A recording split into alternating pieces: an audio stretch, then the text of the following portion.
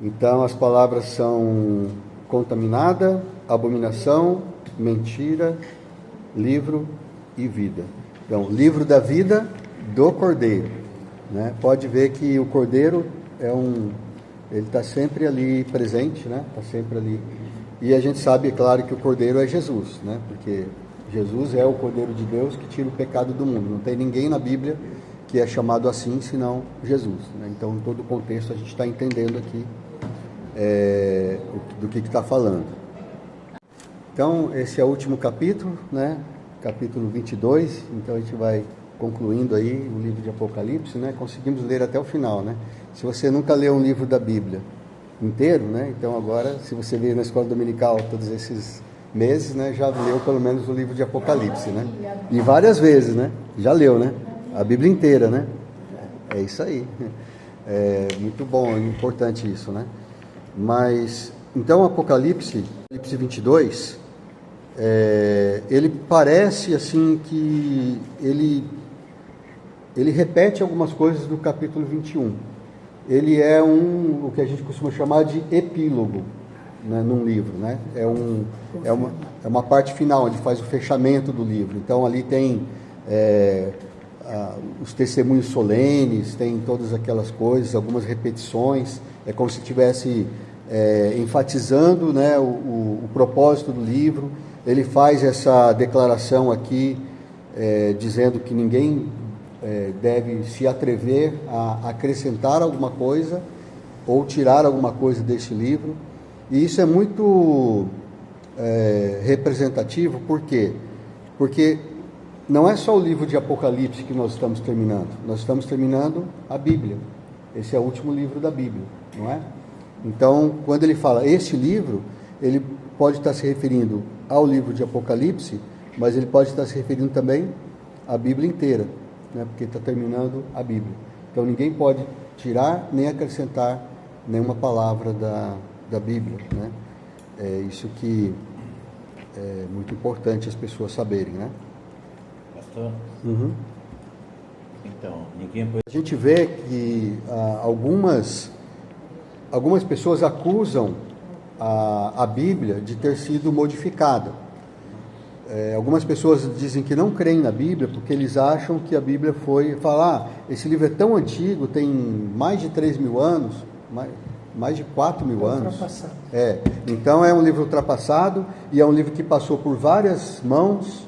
E aí, então, com certeza esse livro foi modificado com o tempo e tudo. Por homens, escrito por homens, comedores de feijão, né? Então, muitas pessoas dizem que não creem que a Bíblia é a palavra de Deus, afirmando isso, mas são acusações falsas, porque a Bíblia, ela foi preservada. A gente tem provas disso, a gente tem manuscritos antigos, tudo que a Bíblia falou, por exemplo, de localização, os arqueólogos, quando a arqueologia começou a se desenvolver, acho que no século XVIII, 17, 18, por aí, né, começou a se desenvolver mais a arqueologia. Quando eles queriam achar um lugar, eles queriam fazer uma escavação para ver se eles queriam achar uma cidade antiga ou alguma coisa, uma civilização, o que eles procuravam? Mesmo aqueles que não criam na Bíblia, porque era uma época em que os cientistas estavam, de certa forma, querendo provar que a Bíblia estava errada, mas o que eles faziam? Eles olhavam o que a Bíblia dizia sobre determinado lugar. A Bíblia fala, por exemplo, a localização da cidade de Babilônia. Então vamos achar onde que a Bíblia falava que era em tal lugar. Eles iam lá e cavavam e achavam, né? Eles falavam, a Bíblia contava uma história de que tal rei reinou em tal época, né? Eles queriam achar alguma coisa sobre esse rei. Então o que eles faziam? Eles iam lá, cavavam e achavam. Então tudo que a Bíblia falou, tem até um livro que foi escrito na década de 1970, por aí, E a Bíblia Tinha Razão, é o nome do livro, né? Parece que é um cientista, né, que queria provar que a Bíblia estava errada, depois acabou descobrindo que a Bíblia estava certa, né? Tudo que falava. E também a gente tem manuscritos antigos, um dos mais antigos que a gente tem, eles datam, e mais assim, fartos, né?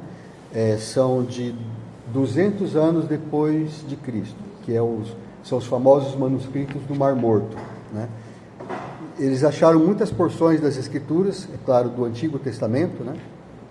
Porque eram essênios, eram judeus que guardaram essas Escrituras, em cavernas, colocaram em potes de barro, elas foram bem preservadas, porque era um lugar seco. Então, as mais antigas que a gente tem são dessa época, 200 depois de Cristo. Então, bem antigo, né? Quase 2000 anos atrás.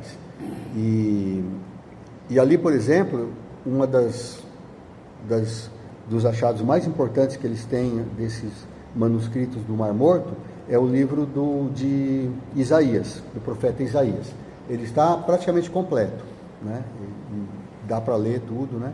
E eles foram comparar com o que a gente tem hoje, com as traduções, porque tem várias versões da Bíblia, né? Mas as versões são porque você traduziu para uma língua, traduziu para outra. Na língua portuguesa, por exemplo, tem várias traduções, né? Então tem algumas variações, que é normal, né? Por exemplo, em vez de falar esposa, fala mulheres, né? Tem até uma coisa aqui no livro de Apocalipse, por exemplo, quando fala, nesse capítulo que a gente leu, ele fala assim, no meio da praça e de um e do outro lado do rio estavam a árvore da vida. Então, em algumas traduções, por exemplo, no meio da praça, ele emenda com o que vem antes, que é onde está o trono de Deus e do Cordeiro, está no meio da praça. Outras versões falam que no meio da praça é que está a árvore da vida, né? Então tem essas divergências, né? Mas isso atrapalha em alguma coisa a doutrina da Bíblia, da salvação, né? Do Deus Todo-Poderoso, Criador? De maneira nenhuma, né?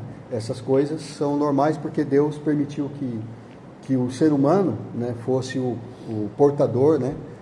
Especialmente os judeus, né? Portadores e conservadores dos oráculos de Deus. Então a gente tem provas científicas, né? Para quem gosta de provas científicas, mas a nossa maior prova é a fé, né? Na verdade, né? Que nós queremos que a Bíblia é a palavra de Deus e ela foi preservada na sua totalidade porque Deus foi poderoso para mantê-la assim, né? Então essas acusações de que a Bíblia foi alterada, que incluíram coisas, por exemplo, uma das maiores acusações é a respeito do Novo Testamento, da influência de Constantino, o imperador que se converteu no ano 300 depois de Cristo, e ele, sendo um imperador, ele influenciou no concílio de Nicéia, que foi no ano 300 e alguma coisa, que o concílio de Nicéia foi que determinou o que era o cânon da Bíblia, porque a Bíblia são vários livros, né? São 66 livros, né? Isso a gente aprende no panorama bíblico, né? 66 livros, escritos por 40 homens, num período de 1500 anos e assim por diante. Então, esses 66 livros foram determinados nesse concílio, no concílio de Nicéia. E o Constantino, ele influenciou nesse concílio, porque não foi só isso que o concílio determinou, foi muitas outras coisas, né? Por exemplo, que a gente devia comemorar o Natal no dia 25 de dezembro, que era a data que eles comemoravam o Deus Sol, né? Então, mas iam tirar o Deus Sol e ia colocar Jesus ali no lugar. Então, a gente sabe dessas coisas, né? E são todas acusações, mas a gente sabe que nada disso influencia o fato de que Deus, ele preservou mesmo a palavra de Deus. E essa advertência, né, que tem aqui, que não pode ser tirado nada nem acrescentado nada, é muito séria, né? Se alguém tentou fazer isso algum dia, ele sofreu, como o pastor Luiz Alegria falou, né?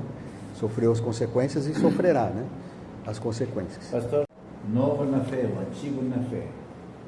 Se quiser permanecer antes de suportar, vai passar 10, 15, 20, 50 anos, o tempo que passar. Eu aprendi isso a primeira semana que conheci Jesus. Meu pastor me ensinou. O acontecer o que acontecer, nunca, mas nunca questiona Deus. Seja bom ou seja ruim, você aceite como a vontade de Deus. Isso vai fazer você permanecer no caminho. E graças a Deus aqui estamos. É isso, né? Isso que é fé, né? Fé é a gente confiar em Deus, né? Hã? Em tudo dá glória. tudo dai glória, Então, dai graças, né? Mas o que eu estava dizendo, eu contei a história do Abraão, né? Questionando Deus a respeito de Sodoma e Gomorra, porque ele estava fazendo isso, ele estava questionando Deus. Jeremias questionou Deus, né? Disse: Deus, o que o Senhor fez comigo? O Senhor me enganou, né? Porque eu só estou sofrendo, né? E tal. Ele falava isso com Deus. E Deus não mandou um fogo do céu lá para matar ele, né? Deus tolerou. Por quê? Deus é como um pai que tolera um filho. Você, né? Um pai, o filho às vezes fala coisas absurdas, questiona o pai, né? E tudo. E o pai não vai punir o filho por causa disso. Ele vai ouvir, né? Tudo, mas é errado, né? Então a gente pode questionar, se você quiser, tudo bem, né? Mas questiona com respeito, né? Na oração, né? Fala com Deus e fala você e Deus, né? Agora, a gente não pode ser irreverente para com Deus, né? De questionar, como se a gente fosse juiz de Deus, né? E dizer: Deus não poderia fazer isso, Deus não poderia fazer aquilo, Deus não vai fazer isso porque seria injusto, né? A gente, se está escrito na Bíblia, a gente tem que aceitar como a palavra de Deus, né? Então, vou falar. A gente vê a misericórdia de Deus, né? A graça de Deus e Deus tem um plano e a gente, apesar que a gente não entende muitas coisas, mas devemos acreditar, né? Será que dá tempo da gente responder a questão número 1 do capítulo 22? Vamos lá, capítulo 1. Desculpa a trabalhar mais. Vai responder a primeira questão aí, capítulo 22, primeira questão. Primeira questão é: como se chamava o rio que saía do trono de Deus e do Cordeiro? É a primeira questão do capítulo 22. 22:1. Então me mostrou o rio da água da vida. O rio da água da vida, né? Que esse era o nome do rio que saía do trono de Deus e do Cordeiro.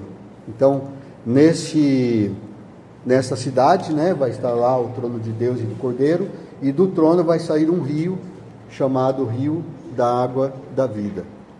Como era a água desse rio, segundo a descrição de João, a água era brilhante como cristal. Isso. Então a água era brilhante como cristal.